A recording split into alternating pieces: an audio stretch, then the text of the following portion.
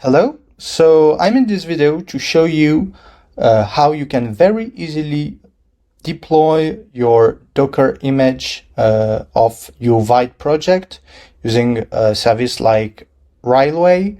So let's say you have published it on Docker Hub, and we will see how to do it very easily after. Then you can go on Railway, just select your Docker image. For example, here it's Garonne vite-envs starter. I select this Docker image and bada bing, bada boom. I go to variable. I can set here 8080 for port because in this Docker image, if I go to the nginx conf, I can see that it's 8080 for this project. And after I can set other environment variable, like here I have put title from Railway, and I can ask Railway to deploy this Docker image for me, and voila, here you have the title from Railway and in the tab as well.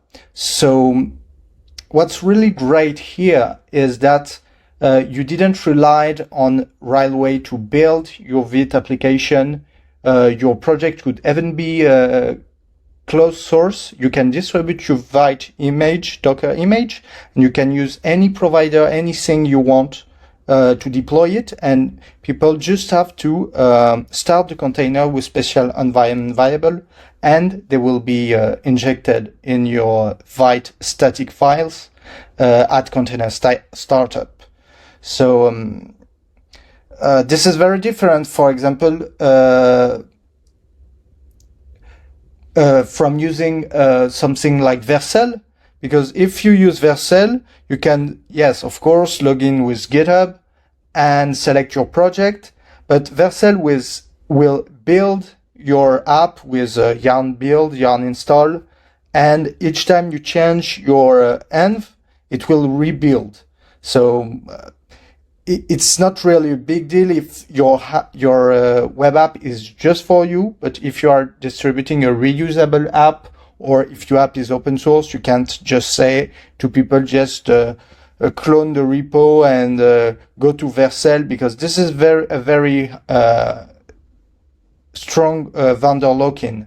Rather than publishing a Docker image, anyone can reuse it, deploy it however they want, and they have your customizable web application. So to help you publish the Docker image on Docker Hub, the starter comes with completely generic GitHub workflow. You can copy paste it to your repo. You don't have to change anything, and it will publish a Docker image of the name, so your username or org, and the name of your Docker, of your project. And to trigger this workflow, the only thing you need to do, you don't have to go to release or anything like that. You just go to package.json and you bump the version number, you commit, you push, and this will trigger action workflow that will check if there is a new version since the previous release, and if there is, it will publish on Docker Hub. And this is a very convenient way. You don't have to think about it too much.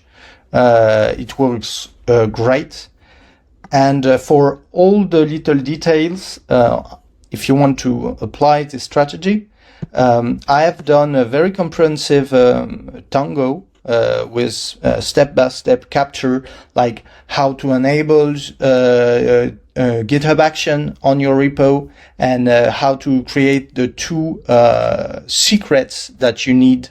You need your Docker Hub username and Docker Hub token. I show here, so Docker Hub username, I show you how you can get your GitHub Hub username, how you can generate a token. It's it's a step-by-step guide that you can follow. The link is below this video in the README or in the YouTube description. Yes, that's it. So I show how to do all this, and after I show you if you want to use Railway, because Railway it's great in the sense that it have a very generous free tier, so you can try with it, make try and see if it works. So after, yes, I demo Railway, and I show you how to finally deploy your application. You see, it's very easy. You just select Docker image, you enter the name of your Docker image and the tag. The tag will be created for you by the CI. So you have latest, always, that match the latest version of your build, and you have the version number that match the package JSON. And after a few clicks, you will land to this. So I hope you find this helpful, and if you have any feedback on this lib, please open a discussion or issue about it.